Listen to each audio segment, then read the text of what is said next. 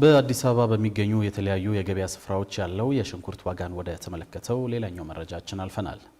ከሰሞኑ በመዲናችን አዲስ አበባ በተለያዩ አካባቢዎች በሚገኙ የገበያ ስፍራዎች ተዘዋውሮ ለተመለከተ ሰው የሽንኩርት የዋጋ ውድነት አግራሞትን ይፈጥራል። የዋጋው ነገር ወዴት እየሄደ ነውንም ያስጠይቃል። እኛ ተዘዋውረን በጠየቅናቸው የገበያ ስፍራዎች ሽንኩርት በኪሎ ከ110 እስከ 160 ብር ሲሸጥ ተመልክተናል። ያነጋገርናቸው ገዢዎችም የዋጋው መወደድ እንዳሳሰባቸው ነው የገለጹት። ይህንን ጉዳይ ይዘን የገበያ ዋጋ ቁጥጥር ላይ ምን እየተሰራ ነው፣ ገበያውን ለማረጋጋት የተወሰዱ እርምጃዎችስ ምን ናቸው ስንል ወደ የአዲስ አበባ ንግድ ቢሮ ጎራ በማለት ጠይቀናል። ሰላማዊት ሽፈራው ናት የምታቀርበው።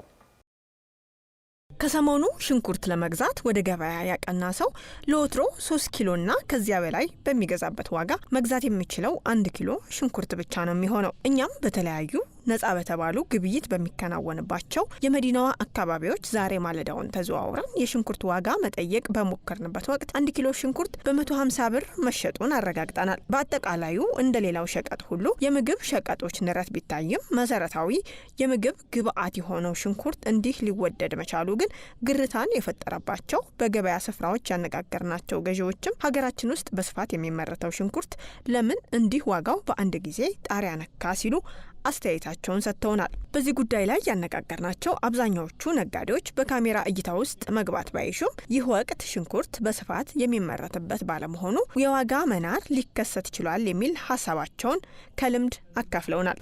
150 ብር 1 ኪሎ 150 ብር መግዛት ማለት አቅም የሌለው አለ፣ ያለው ይገዛል፣ የሌለው ደግሞ ምን ይሆናል? እሱማ ለሌለው ሰው ከባድ ነው። አዎ ሽንኩርት እየገዛው ነው ያገኘሽኝ። በየሳምንቱ ገዛለሁ፣ ግን በየሳምንቱ ይለዋወጣል ገበያው። ስለዚህ ያ ገበያ ደግሞ ለኛ ጠቃሚ አይደለም። ምክንያቱም ብዙ ጊዜ የሽንኩርት ገበያ የተለያዩ ገበያዎች ደግሞ በጣም ውድ ናቸው። ይሄ ምርቱ የሀገራችን ነው። በመሬታችን በሀገራችን ኦርጋኒክ የሆነ ነገር ሀገራችን አለ በብዛት እና ለምን ይወደዳል ነው ለምን ይወደዳል? ይሄ በጣም ውድ እየሆነብን ነው። ታችኛው ያለው ህብረተሰብ በኢዚሊ ቀላል በሆነ ነገር ማግኘት አለበት ነው። ለወደፊቱ እንግዲህ እግዚአብሔር ካለ ይቃለልልን ይሆናል ብዬ ተስፋ አደርጋለሁ። ዋጋው የጨመረበት ምክንያት ከምርቱ አኳያት ነው። አሁን የሚመረተው ምርት ያን ያህል ምርቱ ዝቅተኛ ነው። ብዙ ማሳ ሄክታር ቢመረትም የምርቱ አይነት ዝቅተኛ ነው የሚሆነው። ምርቱ ከፍተኛ ምርት አይመረትም። በዛ ምክንያት ነው። በወቅቱ ይለያያል። ከፍተኛ ምርት የሚመረትበት ወቅት አለ፣ ዝቅተኛ ምርት የሚመረትበት ወቅት አለ።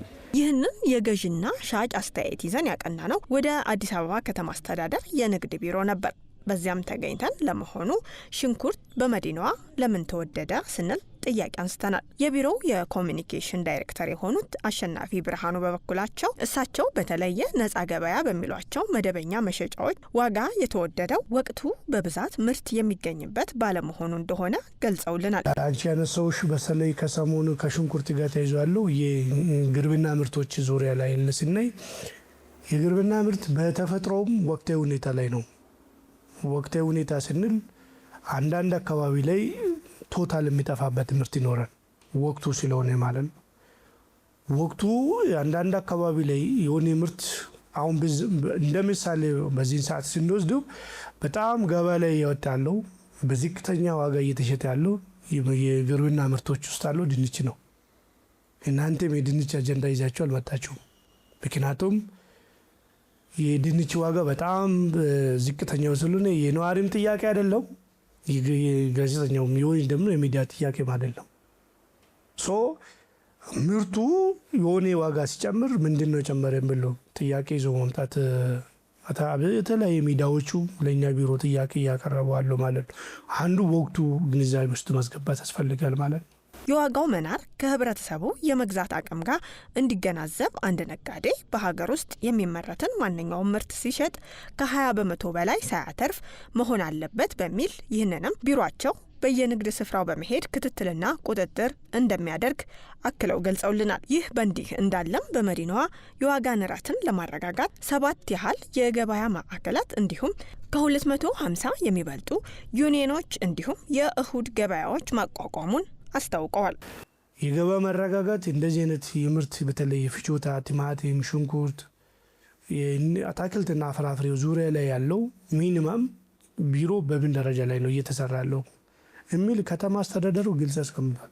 ቢሊየንስ ገንዘብ ኢንቨስት አድርጎ ለከተማ ነዋሪ የገባ መረጋጋት በተለይ ዝቅተኛ ኑሮ የሚኖሩ ህብረተሰባችን ክፍሎችን በጥሩ ሁኔታ የፍሬሽ ምርት በየሳምንቱ እንዲያገኝ ከተማ አስተዳደሩ በቢሊየን ከ15.9 ቢሊየን ብር በላይ ኢንቨስት አድርጎ 7 ግዙፍ ገባ ማዕከላት እዚህ ከተማ ላይ ተገንብቷል ማለት ነው። ስለዚህ እነዚህ ገባ ማዕከላት ላይ ግብይት የሚካሄደው ከነፃ ገባ አንጻር 20% ዲስካውንት ተደርጎ ነው ማንኛውም ምርት። ከዚህ ባለፈው በአዲስ አበባ በሚገኙ በሁሉም ክፍለ ከተሞች ከአርብ 10 ሰዓት ጀምሮ እስከ እሁድ ድረስ ግብይት የሚፈጸምባቸው የእሁድ ገበያዎች መኖራቸውን የኮሚኒኬሽን ዳይሬክተሩ ገልጸው ህብረተሰቡ በእረፍት ቀናቱ ወደ እነዚህ የገበያ ስፍራዎች በማቅናት የሳምንት አስቤዛውን እንዲሸምት ተናግረዋል። ይሁንና በእነዚህ የዋጋ ማረጋጊያ ገበያዎችም ቢሆን 1 ኪሎ ሽንኩርት እስከ 95 ብር እንደሚሸጥ ነው ያሰባሰብነው መረጃ የሚያረጋግጥልን።